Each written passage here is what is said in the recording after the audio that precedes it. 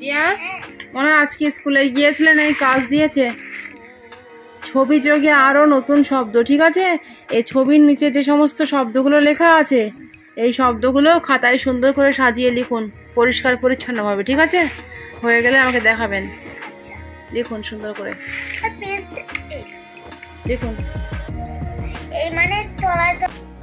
আজকেও শোনা স্কুলে গিয়েছিল প্রতিদিনের মতোই। তো স্কুল থেকে যে হোমওয়ার্কের কাজ দিয়েছিল ওকে, সেগুলো সন্ধ্যাবেলা বসিয়ে আমি লেখাচ্ছিলাম। তো গাইজ, আপনারা সবাই কেমন আছেন? আশা করছি ভালো আছেন, আমরাও ভালো আছি। সুতরাং ভিডিওটি দেখতে থাকুন।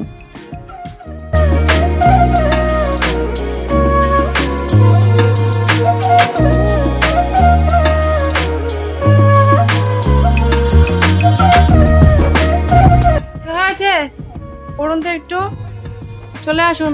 খেলবেন পরে, খেলা পরে করবেন। সরে আসুন, এখানে আঙুল দিন, উচ্চারণ করে পড়ুন। বয়রি পেট কাটা মধ্যাহ্ন বিসর। বয়রি বয়রি পেট কাটা মধ্যাংশ বিরিশ।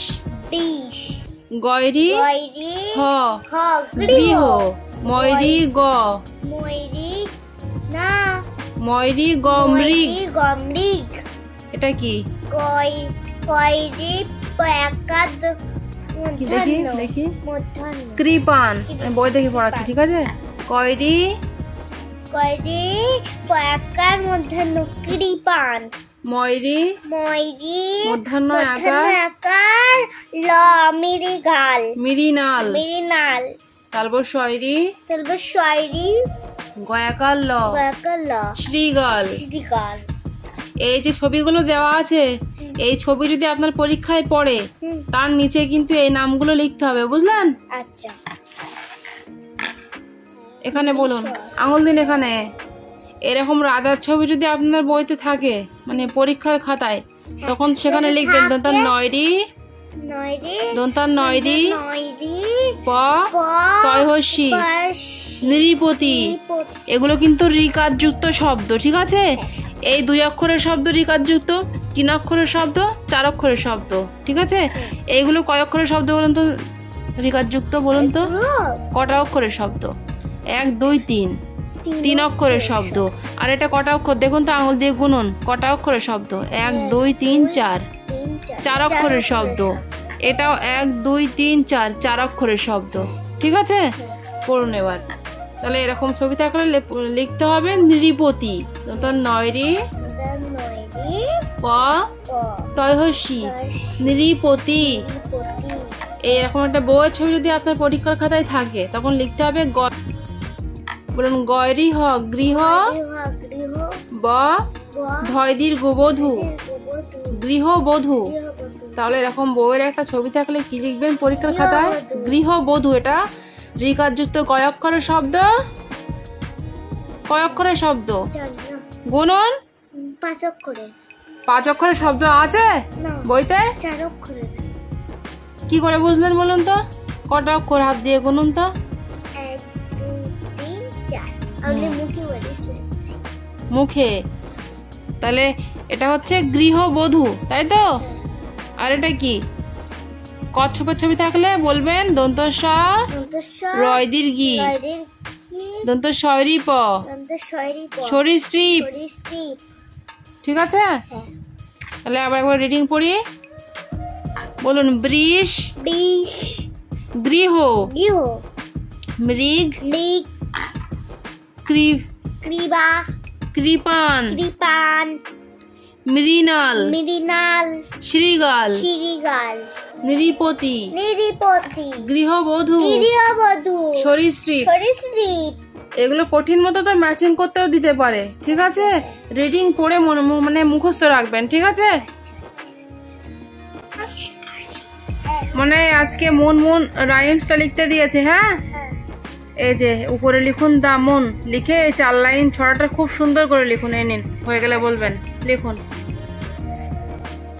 এখানে শোনা প্রথমে ওর বাংলা সাবজেক্টের লেখাটা কমপ্লিট করে নিয়েছিল লিখে, তারপরে আবার ইংরেজি সাবজেক্টের লেখাটা শুরু করেছিল লিখতে।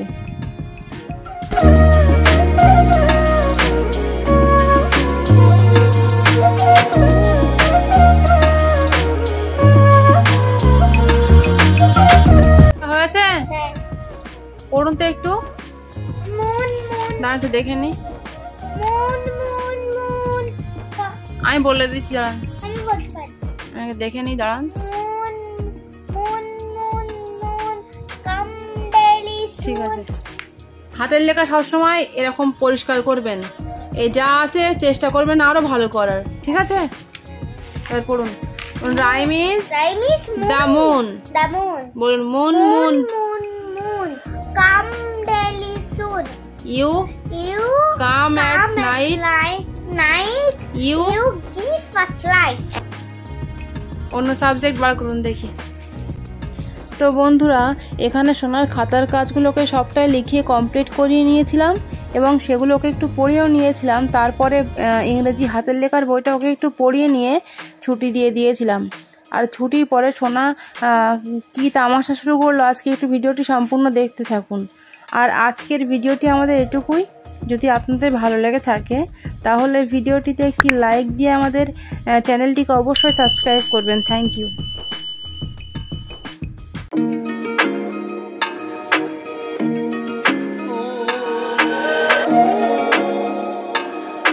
জিজ্ঞাসা করেছিলেন বুর কাছে গিয়ে? জিজ্ঞাসা করা হয়নি? হ্যাঁ কি বলে দিয়েছিল? Baby baby. আচ্ছা, আমি ওটা বুঝতে পারছি না, ঠিক আছে? কালকে আমি একবার যেয়ে জিজ্ঞাসা করবো কোন বুর কাছে। হ্যাঁ, এখান থেকে পড়ুন। LILY lily. লিলি মানে লিলি ফুল। ONION onion. অনিয়ন মানে পেঁয়াজ। PIG pig. পিগ মানে শুকর। GLASS glass. গ্লাস মানে গ্লাস। DOLL doll. ডল মানে পুতুল। GRAPES grapes. গ্রেপস মানে আঙ্গুর ফল। বলুন COAT কোট। কোট মানে জামা। TOY toy. টয় মানে খেলনা। EAR ইয়ার। ইয়ার মানে কান।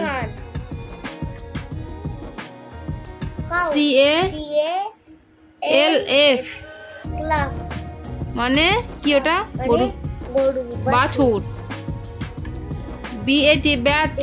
ব্যাট মানে বাদুর। PEN pen. পেন মানে কলম। FAN fan. ফ্যান মানে পাখা। BOOK বুক।